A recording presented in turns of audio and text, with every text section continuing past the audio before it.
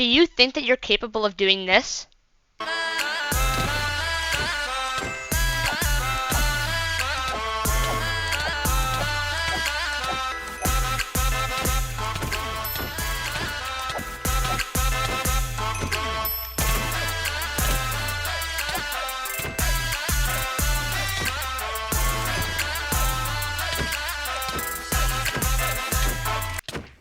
If not, you will be able to by the end of this video.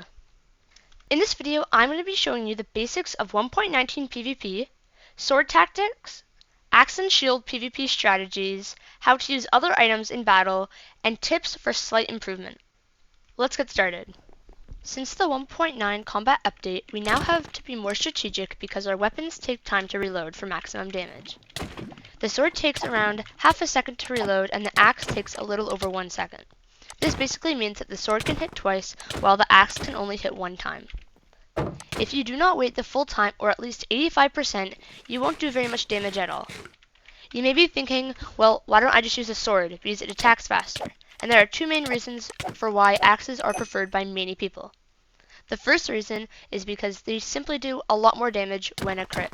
The second is that they can temporarily break shields of opponents. Shields are a way of blocking some attacks from one direction by holding right click. Attacks that the shield blocks include attacks by swords and arrows, and the only way to break the shield is when it runs out of durability or when an axe hits it. Swords and axes both can do a lot of damage, but if not used to the best of their ability, then they will not. For example, swords and axes can do 50% more damage than a regular attack when critting, which is jumping while not sprinting and hitting your opponent on the way down. Here you will see particles indicating that you did indeed do a crit. Now that you know the basics, here are a few simple techniques for sword and axe PvP. For sword PvP, sprint resetting. When you sprint to hit a target, you do more knockback to them, and when a player moves backwards, they have less reach. Therefore, by resetting your sprint each time before hitting them, you are able to get them into a combo. This can be done by pressing W and then stopping, which is called W tapping, or this can also be done by doing S tapping, which is the same, but instead of going forward, you move backwards, which can also give you space between you and your opponent. Strafing. Strafing is performed when you press A and D to move left and right while hitting your target. This also helps with combos because you can be a little unpredictable with the way that you're going to go. Crit punishing. This is when you get hit and you go up in the air, and while you fall to the ground, you are also able to hit your opponent. For axe and shield PvP. First, defense. Number 1, jump as if you're going to crit them. But spam your left click so that once your shield has been broken, you can hit them, and it could possibly be a crit as well. Number 2, running away. If someone is chasing you, you have the upper hand, because you can turn around whenever you want, and if timed correctly, they won't be able to hit you back. You can do this if you see them swinging their weapon at you, because then if you do hit them, they may hit you as well, but do very little damage because they've not recharged their weapon fully. You can also do this when they just have jumped up a block, because then if they do hit you, again, it won't be a crit. Number 3, baiting them by jumping forward. So you can do this, you jump forward, and then when they come jumping at you, you run backwards, which then you can jump at them again. For offense, number 1, you can jump through your enemy and crit them once you have passed their shield. Number 2, you can jump to the side where their shield does not cover and hit them. And number 3, you can charge at them just as they're about to hit the ground and click 2 times. First time to break the shield, and second time to do a little damage. Moving on to how to break the shield. Well, I just covered one example, being that you can charge at them, once they hit the ground, you break the shield and then do a little damage. And the second is if you come close enough to them, so about 3 blocks away, and you hit the shield and then you can just run away. Other items.